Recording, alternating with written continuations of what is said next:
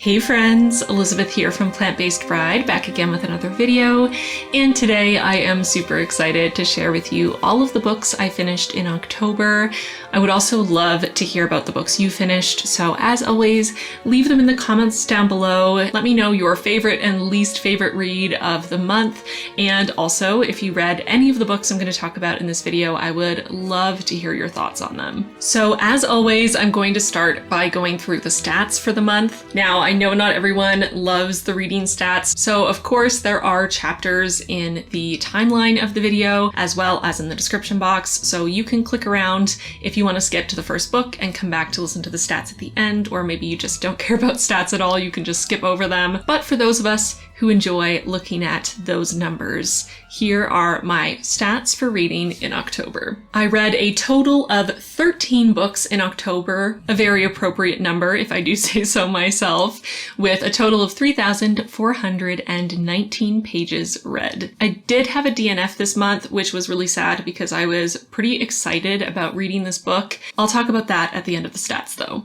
92.3% of the books I read this month were aimed at adult audiences, with only 7.7% aimed at young adults. The vast majority of books that I finished this month were from the horror genre, but I did also manage to read a couple classics, which was really fun. As per usual, the majority of the books I consumed this month were through audiobooks. I wouldn't be able to read nearly as much if I wasn't able to listen to audiobooks. But this month, the split between listening to books and reading books with my eyeballs was a little closer to 50-50.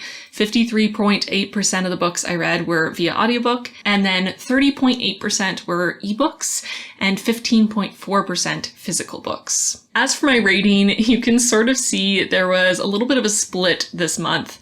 It really felt like, for the most part, I either adored the books I read this month and gave them 5 stars, or hated them and gave them 1 star. So 3 of the books I finished this month were 1-star reads. 3 books got 2 stars, 3 stars, and 4 stars, respectively. And then a whopping 7 books came in at 5 stars. I had a lot of new favorites this month. As for the LGBTQIA+ rep in the books I read this month, sadly, I had less of a showing this month than I typically do. It was only 23.1%. My year published graph is so satisfying to me. This is probably the most spread out across the years that I've read since I started tracking my stats. So I did read 3 new releases, 3 2021 releases this month, but all of the other books were pretty well spread out, from 2020 all the way back to 1818.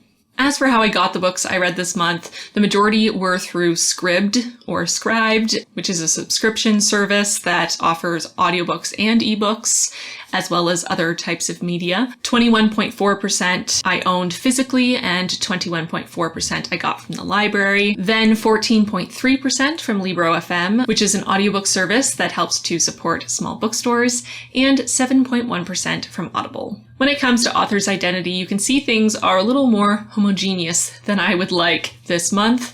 I'm refocusing on this next month and making sure that I pick up as many books as possible from both my physical and digital TBRs that are focused on authors of color. As for the author's nationality, the majority were from the United States, as often happens, as much as I try to fight against it. 7 authors were from the United States, 3 were from the United Kingdom, 2 from Canada, and 1 from Denmark. And the last stat that I typically track is the language I'm reading in, since I am bilingual, and I haven't read a book in French in a while. I probably should get back to doing that. But this month, no books in French. Everything I read was in English, but one of the books I read was translated from Danish into English. So those are all my stats for October. For those of you who enjoy the graphs, the charts, the numbers, I hope you enjoyed that.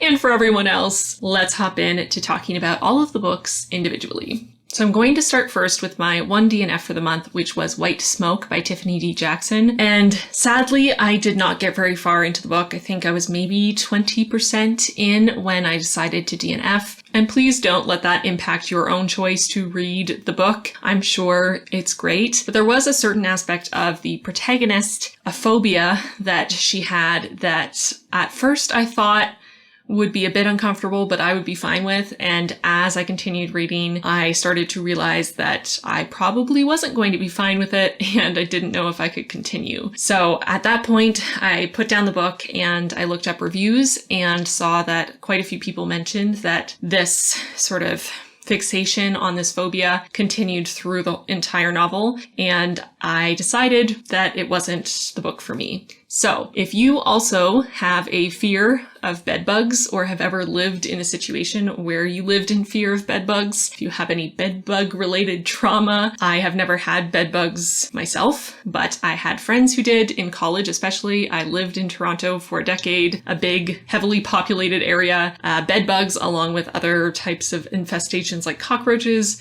just constantly lived in terror of having to deal with an infestation. And the protagonist's constant fixation and worry about bedbugs, I understand that's part of her characterization. I understand it's a phobia. I couldn't take it. I just couldn't read it. So if being in the head of a character who is very preoccupied with bedbugs does not bother you, give it a try.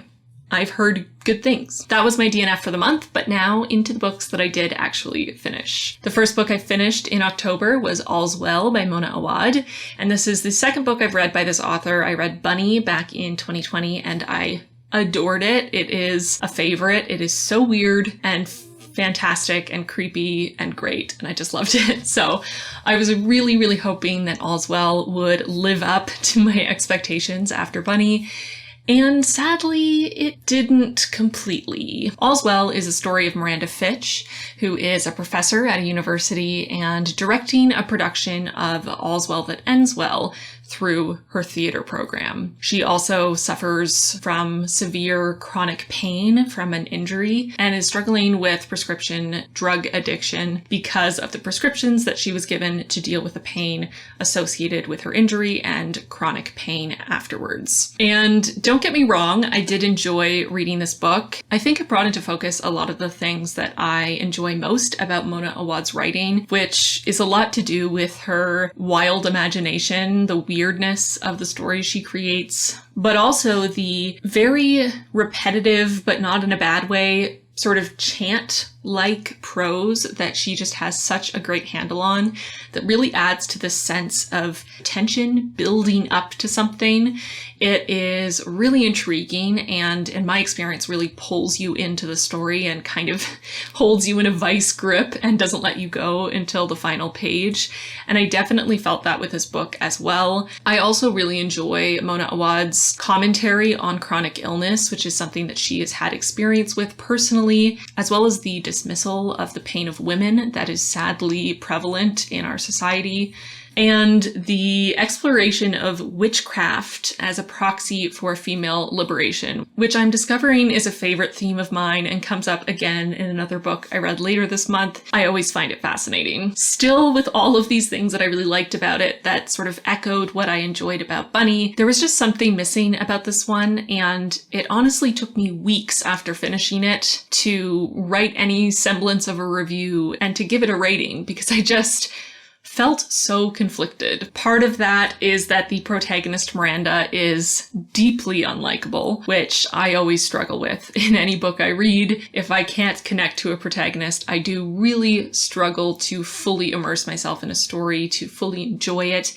Even if the themes are fascinating, even if the writing is beautiful, it can be difficult. And sometimes I can manage it if maybe the protagonist is not so likable, but there are other characters I can really enjoy. In this book, sadly, there were just no characters that I liked, and Miranda herself was not the best. The ending was also very quick, and while I thought it was cool, I enjoyed it. I thought it was very creative and fun in a dark and twisted way, the way that the book ended. It just kind of felt like there was so much time dedicated to the build-up, and then the ending was over in a flash, and I would have liked a little bit more time, not necessarily for a clear resolution, but just to allow the ending to breathe, I guess. There was also something about the repetition in this book that extended past the prose itself and into the structure of the story, and it almost gave both Miranda and this narrative a trapped in amber quality where it just felt like no one was growing or changing. It felt like there was no progression, and I also don't really know how I feel about that. All the complex feelings, I don't know what to say. I really loved the references to All's Well That Ends Well and Macbeth in this. I went to theater school and studied Shakespeare. I went to see live productions of Shakespeare through my entire childhood. I'm a big Shakespeare fan, so that part of it I loved. Mona Awad's really off-the-wall creativity and her commentary and themes, her prose, big fan. But something about our protagonist and this story in particular just didn't quite connect for me, and sadly, I gave it 3 out of 5 stars. The next book I finished in October was my one translated read for the month, which was The Tenant by Katrine Engberg. And this is my first ever foray into the genre of Nordic noir. This is a mystery novel with a little bit of a sprinkling of crime and thriller in there. And I really, really loved it. The Tenant is the story of 2 detectives from the Copenhagen police who have been assigned the case of a murdered young woman who was found in her own apartment. I think what I loved most about this novel is that it's not just about the crime itself.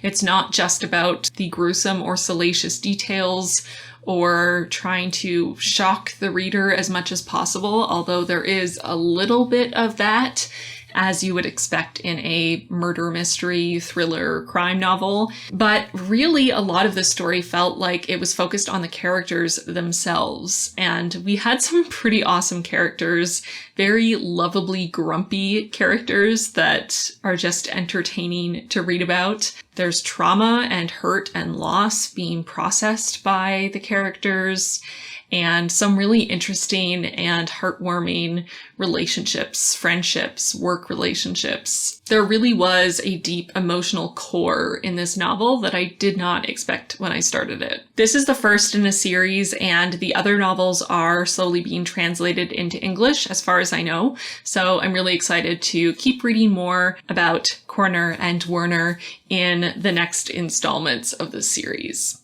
The next book I finished in October was I'm Thinking of Ending Things by Iain Reid. And this is a very weird novel that focuses on a couple who are on a road trip to meet one of their sets of parents, introduce their partner to their family, and things kind of unravel. Once again, had very conflicted feelings about this novel. I started off by really, really enjoying it. It was super creepy and eerie. There were a couple different aspects of it that really had me on the edge of my seat and looking over my shoulder. I listened to the audiobook while I was filming a video, and I kept having to stop and turn around because I just felt like someone was watching me. It was very effective in that scary atmosphere, and I enjoyed a lot of the actual dialogue. There were several philosophical conversations that were happening between the main couple that I really enjoyed kind of listening in on. But the ending of this, once we got to the last third of the novel, I had figured out the twist, and the ending just felt like a really drawn out reveal of something that I had already realized. And the twist, the reveal itself, kind of cheapened the rest of the book, in my opinion. Now, not everyone is going to feel that way. Not everyone has the same opinion on various tropes, but it's definitely one of my least favorite when it comes to horror thriller novels. I don't want to say too much because I don't want to ruin it for anyone who might want to actually read this book. And I did enjoy the process of reading the beginning of it, but yeah, the ending just really didn't work for me. It really felt like it kind of made the whole thing feel like a waste of time, like none of it mattered, and that was frustrating for me. So I brought the rating down from what was going to be 5 stars probably, or 4 stars, came down to a 2-star because of the ending. Yeah. I'd be really curious for any of you who have read I'm Thinking of Ending Things, what you thought of the ending. Did you like it? Did you see it coming? Was it satisfying? Did you also feel like all the wind was taken out of your sails when it was revealed? Let me know. The next book I finished in October was 12 Nights at Rotherhouse by J.W. Ocker. And this is the story of Felix Alzey, who is a travel writer who has fixated on this one haunted house as a vehicle for his success. He wants to go and stay for 13 nights at this old haunted house and write about his experiences, turn it into a book, and make it a bestseller. But, as you might expect, things do not go according to plan. Now, this is another one, just like I'm thinking of ending things, that started off so well. I was really enjoying following Felix's explorations of this haunted house.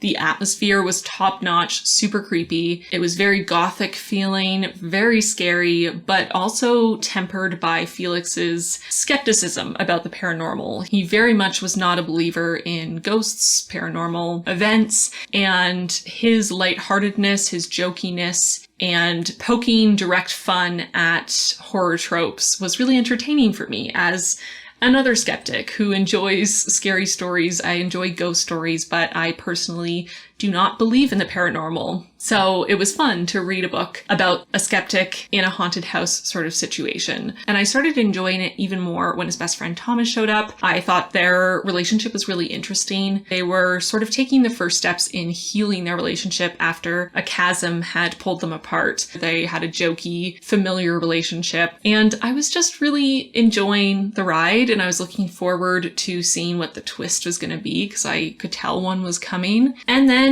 things started to shift. We started to get some strangely sexual descriptions of violence and gore. We started to get a lot more instances of racist stereotypes or sort of racist undertones throughout the dialogue between the protagonist Felix, who was a white man, and his best friend Thomas, who was black. And pretty shortly after I started to notice some of this weird sexualization of things that shouldn't be sexualized, and moments that felt racist but were acknowledged by the book itself, and so I didn't really know how to feel about them, things started to escalate a lot further. We got some pretty overt, disturbing sexual content that I never needed to read, and some very overt racism that culminated in a twist ending that pinned itself on an incredibly harmful and deeply racist trope or stereotype that has caused many real-life, non-fictional Black men to lose their lives. And why? I don't know if I've ever gone from enjoying a book so much to a complete 180 of being in complete shock and horror, not in a good way, at the choices that an author made as I did reading this book. I thought for sure this was going to be 5 stars, but the way that this changed in the last third of the book, and especially after the reveal, what the reveal implied, it was just disgusting. I don't understand why the author wrote this story this way. He could have done many things to shift this away from the very racist place it ended up, but he didn't. And that makes me wonder if he wrote it that way on purpose. It's kind of hard to think that he could write this way without it being on purpose.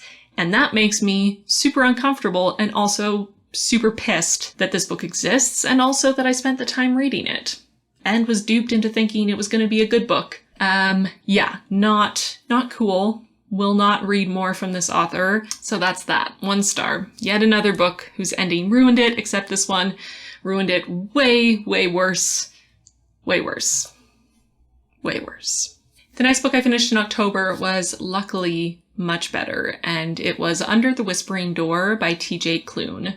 This is the story of Wallace Price, who has died and is not willing to accept it. He has been brought by a reaper from his own funeral to the ferryman of souls, who is going to help him cross over. But Wallace isn't ready to let go, and this is the story of his journey to acceptance and growing as a human being, dealing with loss and regret, and learning to love and truly live, even though he is now dead. This was exquisite. It was so heartwarming and touching and beautiful and lovely. It was really what I needed after 12 nights at Rider House. Just beautiful. And I expected this. I loved The House on the Cerulean Sea so much. And I was really looking forward to this one for quite a while, and it did not let me down. Just beautiful. A contemplation on loss, grief, regret, despair, mourning, and pain, but also on belonging, love, vulnerability, friendship, family, openness, growth. Just adored following Wallace's journey. He transformed so much over the course of the story, and the relationships he developed with Nelson and May, Hugo and Apollo were so tender and grounded and real. I cried a lot reading this book, I must be honest. Most of us, if not all of us, have suffered loss, have had to process grief in our lives, and it can really weigh heavily on you. And this book felt like a much needed catharsis. Felt like I was able to release a little bit of the heaviness of the grief that's been sitting on my heart for decades for losses that I had earlier in life, loved ones who passed away. It really did feel like a weight lifted off my shoulders, like a catharsis, like healing, which seems like a lot to say about a fantasy novel, but this novel really does have so much depth to it. It is very, very special. 5 out of 5 stars. The next book I finished in October was Smoke Gets in Your Eyes and Other Stories from the Crematory by Caitlin Doughty. And this is a work of nonfiction focused on Caitlin's experience working in a crematory, as you would expect. I picked this up because I had a morbid curiosity. I have never really considered what I wanted to happen to my body after I died. For a long time, I wanted a traditional burial, but in recent years, I've started considering maybe cremation would be the best choice. I was enjoying it in the first couple chapters. It was interesting. It was enlightening. Definitely gruesome. Very gruesome. Keep that in mind. But the longer I read, the more I started to feel a disconnect with the author and with the tone of this book.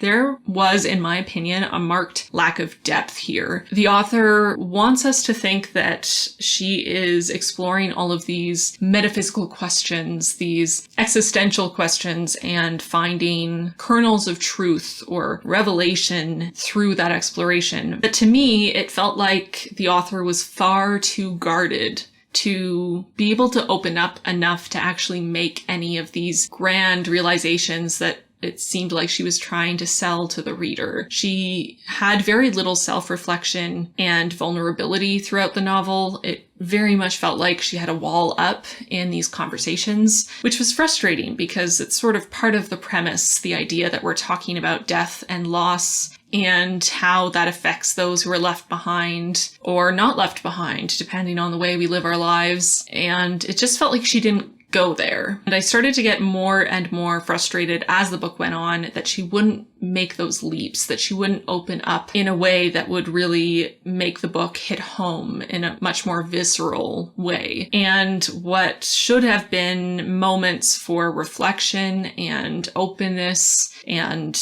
that deep vulnerability turned into what felt like a callous disrespect for the dead, especially in the sections of the book that focused on dead infants. I'm not a religious person. I don't personally hold a belief that our bodies after death are sacred or that there are any particular rituals that have to be completed. But I do feel like there is a certain level of respect that we are owed in death, and that those who are grieving us deserve a certain level of respect and understanding for the pain that they're suffering. And it just felt like that wasn't there, and that was really hard to read about, that lack of compassion. I finished this book feeling very unsatisfied and generally just feeling like my philosophy of life and death and my sort of expectations of the minimum of respect and empathy that should be shown to the dead and their families and friends just does not align with Caitlin Doughty's. And I'm sure part of that is her having worked with the dead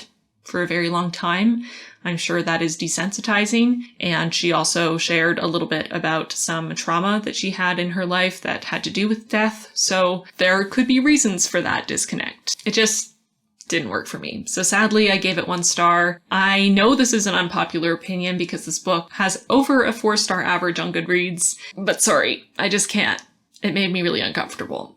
But different people have different thresholds of what they feel is appropriate or what they're able to joke about or find lightheartedness in. I don't think I'm super uptight when it comes to discussions of death and loss and grief. I mean, Under the Whispering Door is about death and loss and grief, and it has a lot of levity in it. It is funny at many times, and it sort of takes a lighthearted tone to a lot of what we tend to not think about in a lighthearted way. But it also has those moments of gravity and acceptance or acknowledgement of the real deep scars that death leaves in its wake, the effect that loss has on us. And it felt like Smoke Gets in Your Eyes was missing any of that gravitas or groundedness or acknowledgement of pain. The next book I finished in October was The Yellow Wallpaper by Charlotte Perkins Gilman. This is a short story published in the 1890s that was based on the author's own experience of postpartum depression and the treatment that she was given for it. Up until this point, my favorite short story of all time was The Lottery by Shirley Jackson, which completely blew me away. But I have to say that The Yellow Wallpaper takes that crown. I have never been so profoundly affected by such a short story. The ebook version that I read was under 30 pages, and in that 30 pages, the author was able to create an overwhelming sense of malaise and terror, claustrophobia, and deep layers of meaning. This is a deeply feminist work that explores what it meant to be a woman in the late 19th century. There was such a lack of acknowledgement of the impact of mental health on anyone, but especially women. And there was a complete lack of proper care or compassion for those who were suffering from any mental illness, but in this case, postpartum depression. These women were isolated and restricted and infantilized in every possible way, essentially locked away in a tower to wait out their symptoms instead of any actual active treatment. Because this is based on the author's real-life experiences, you can really feel her anger and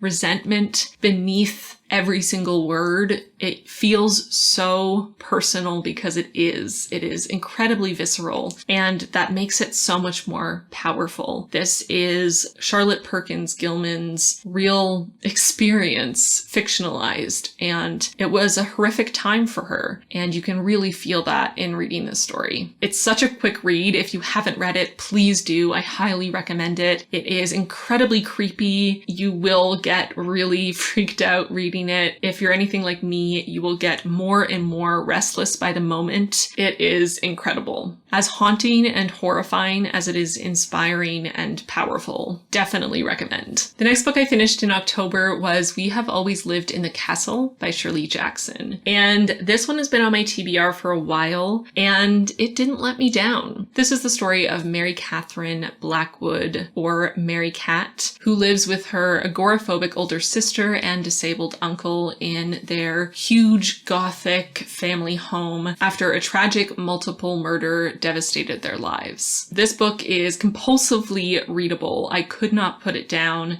and the atmosphere is top notch. It is so deeply eerie with an undertone of sadness just permeating everything. At the core of this novel is an exploration of the tension between feminism and women's independence and patriarchal family dynamics and expectations. Mary Cat, our protagonist, is 18, but she has been pretty stunted in her emotional growth. She very much acts and comes across like a child and has coped with the trauma that she has experienced by regressing into magical thinking, creating charms and spells, talking with her black cat Jonas, burying trinkets in the yard for protection. She is incredibly suspicious of outsiders and only has a relationship with her sister and her uncle. Mary Cat has taken up the role of witch that we have always forced women to play when they are too independent, too self-assured, too skilled,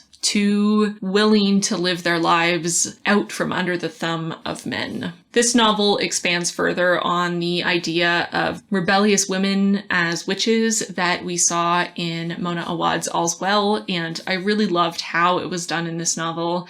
I don't want to say too much. I really don't want to ruin it. You should definitely read it. It is so well done. But this idea that women who defy cultural norms of femininity or eschew their place in society wish for something more, wish for control over their own lives, for independence, that they are forces of evil to be condemned. Just another method of control. It's fascinating. I loved this. This is definitely my favorite work that I've read by Shirley Jackson to date. There are so many intertwined themes. There's really a lot that can be explored here. And the atmosphere, like I said, is top-notch. These characters, the situations they're in are so creepy, and it was fantastic. Highly recommend. Shirley Jackson is a genius. The next book I finished in October was Falling by T.J. Newman, and this is a debut novel written by a former flight attendant about the hijacking of a plane and a pilot's choice between his family on the ground and his duty to the passengers in the sky.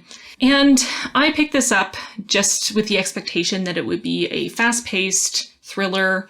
It'd be kind of interesting, quick to get through, a bit of a lighter break, I guess, between some of the heavier things I'd been reading. And this was that, I guess, to a certain extent, but it wasn't very good.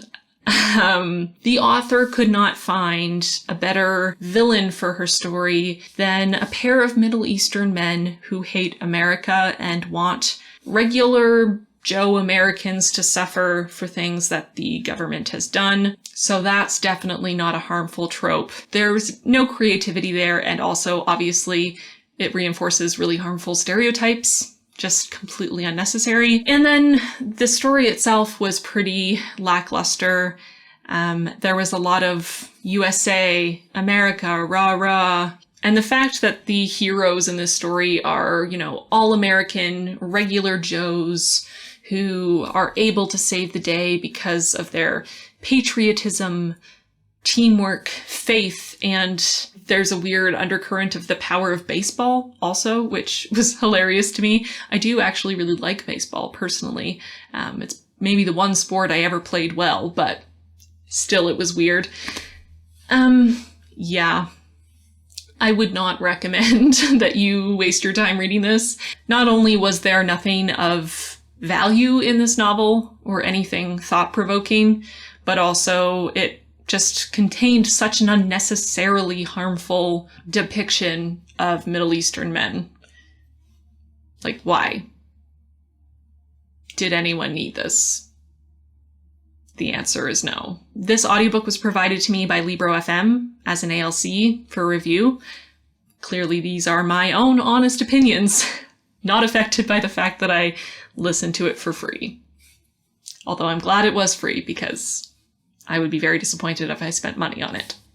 Okay, next up was Piranesi by Susanna Clarke. And I talked about this a little bit in my video a couple weeks ago where I was setting up spreads in my reading journal. I listened to this via audiobook and I adored it. This book is remarkable. This is the story of Piranesi, who lives in a house with many halls, a labyrinth of statues. He lives alone in the house, except for the other. He knows the halls, he knows the ocean's whims. He is fastidious in his note-keeping, filling journal after journal. He knows so much, and yet he doesn't know his true name, or how he came to be here, or who he was before the house became the entire world. There is something so rhythmic about the writing style, reminiscent, I would say, to Mona Awad. What I really love about her writing style, the chant-like prose, this novel had something very similar. This repeating, cycling feeling, very much like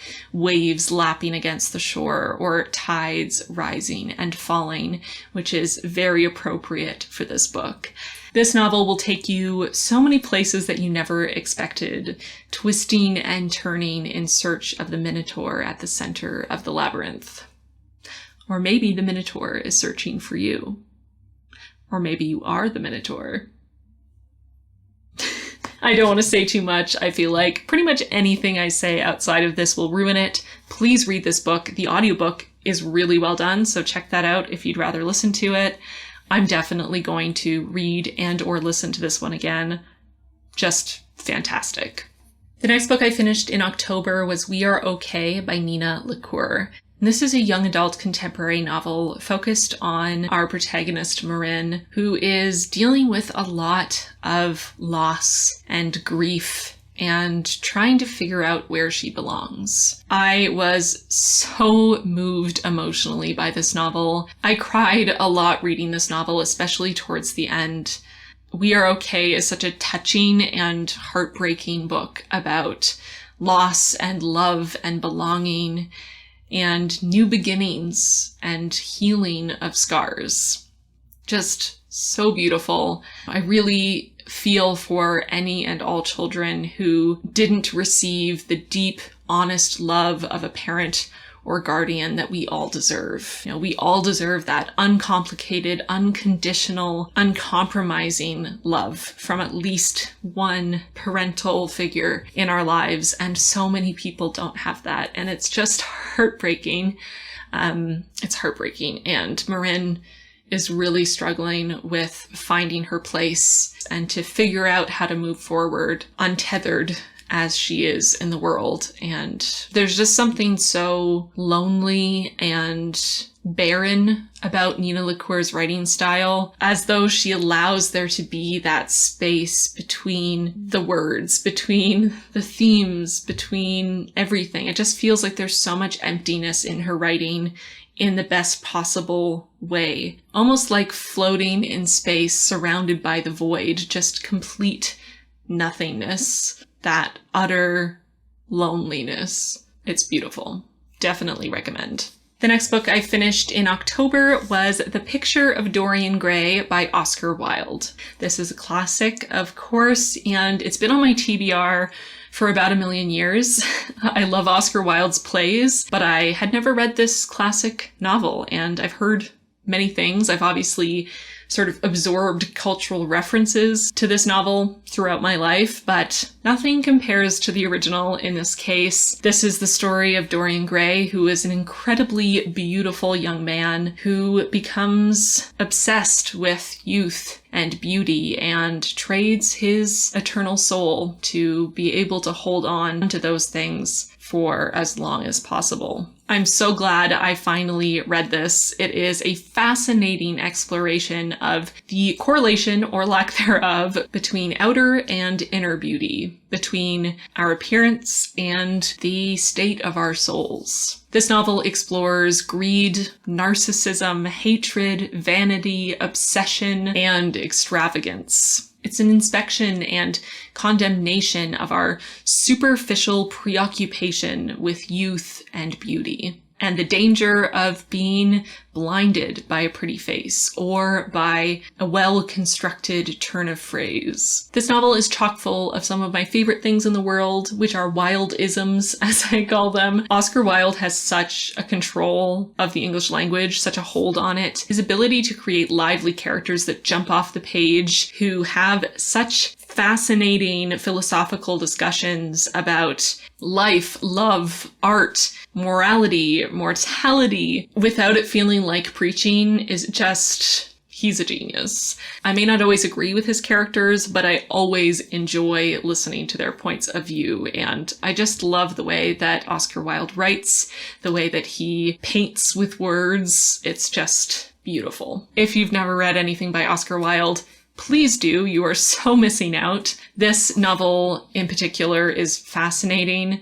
I was shocked at times, completely surprised, which I didn't expect considering I had picked up so much just through osmosis through society about the story, but there were still twists and turns that I didn't see coming, and really so much to think about here. As you can see, I marked many pages in reading this. It's not particularly long, but it is very full of interesting things to say, interesting concepts to analyze and critique and just mull over for a while. I will definitely be rereading this in the future. Another aspect of this novel that I think is incredibly fascinating is the amount of homoerotic subtext. Oscar Wilde himself was gay, and many of the characters in The Picture of Dorian Gray come across as gay to the reader. Perhaps not in the time, but especially now, it is very clear to see the level of infatuation between several of the male characters in this story. And it's so clear and visceral in the way that Oscar Wilde writes it without laying anything out too clearly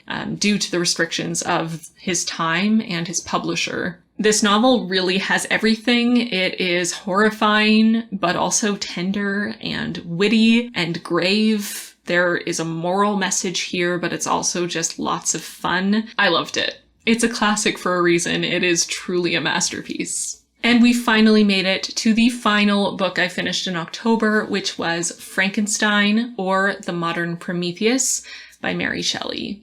This was our book club pick for October.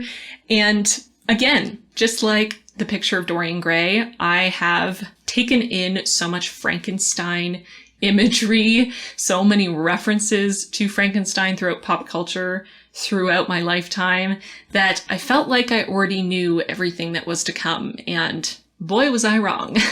This novel focuses on the creation of the creature for about a chapter, maybe two. Most of this book is about the aftermath, not the creation itself. There's no giant lightning strike. There's no Igor. There is no mad scientist cackling at his discovery. There's no yelling of, "It's alive!" Sadly, it was not just the Mel Brooks Young Frankenstein, which is my favorite version of Frankenstein in the entire world. But though this was not what its adaptations have made it out to be, it was still very much worth the read, and it brought up a lot of fascinating ideas to be discussed. So I am very glad that my first reading was for our book club, because we talked for like 3.5 hours, I think, about this book, and we could have gone for much longer. I'm not going to do a summary of Frankenstein because I'm pretty sure you all know what Frankenstein is about, but this book is really an exploration of the human condition. Questions of nature versus nurture, fate, isolation, good and evil, and the dangers of an unbridled ambition or lust for knowledge. The writing is absolutely beautiful in this novel. Mary Shelley is very much writing from that romantic period, lush descriptions of the landscape throughout Europe, with a lot of poetry in the language and focus on the atmosphere. I really loved that aspect of the story, and of course all of the intertwining themes. They were absolutely fascinating. But let me just say, the characters in this novel were detestable, to say the least. So this is the reason this novel got 4 stars instead of 5, even though it truly is a classic for a reason. It's really an amazing novel, and I would definitely recommend you read it if you haven't. But I just could not give it 5 stars because the characters were so insufferable. I don't think you'll understand unless you read this book. And for anyone who has read Frankenstein, please tell me in the comments that I'm not alone. I understand on an intellectual level that Victor Frankenstein, our protagonist, the titular character, is modeled after the Byronic hero, which is an anti-hero who is brooding and anti-authority and rebellious. This is an archetype that gained popularity during the Romantic period, and that is sort of how Shelley was categorizing this character. This is a critique of Victor Frankenstein. He's not supposed to be a hero that we love and support through every decision. But my God, he was just so insufferable. He was melodramatic and cowardly and prone to self-flagellatory monologues that went on for page after page while refusing to do absolutely anything to fix the problems he created. It was maddening. And Frankenstein's creature was not much better. He was just as verbose as his creator, and just as self-pitying and lacking in any sense of responsibility for his own actions. I wrote in the Discord chat after volume 2 that the creature is basically just an incel. And I wish I was kidding, but he's pretty much an incel. So that's what you can expect from the creature as a character. I definitely had several moments of wanting to throw my book across the room at their just utter lack of any kind of self-reflection or willingness to take on responsibility for their own goddamn actions. Oh my god. But it was interesting to see how they mirrored each other. Obviously, Mary Shelley was making a point there. Who is the real monster? I think the answer is both. And there's also a really interesting foil in the character of Victor Frankenstein's best friend, Henry, that added some really interesting dynamics to this novel and really added to that commentary. This is a critique of people like Victor Frankenstein. And funnily enough, Mary Shelley based the character of Frankenstein on her husband. So I do wonder how he felt about it. He did read this book and help her edit it. I assume he knew that the main character, who was heavily critiqued throughout the novel, was based on himself, but who knows what he thought about that.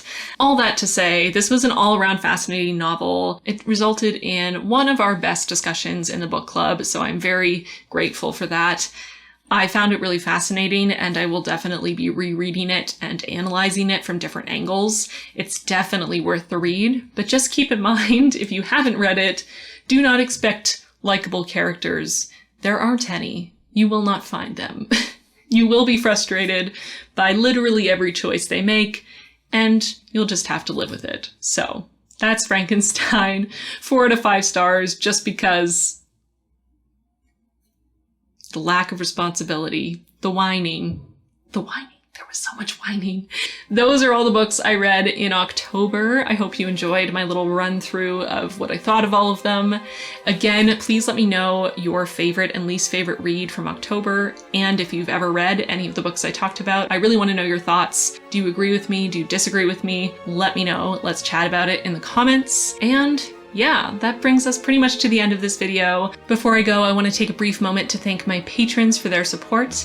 Extra special thanks to our newest patrons: Lucy, Luna, Rosalina, Denise, Demeli, Jadili, Alexandria, Bronwyn, Kim, Brandy, and Emperor Julia. Welcome all of you to the squad. We are so excited to have you. If you at home want to join the squad, feel free. There's a link in the card and in the description box down below. So I hope you enjoyed this video. Thank you as always for joining me. If you made it all the way to the end, leave a book emoji in the comments and come join me again for another video next week. But with that, I'm gonna get going. Thank you so much for watching this video, and I'll see you really soon in my next one.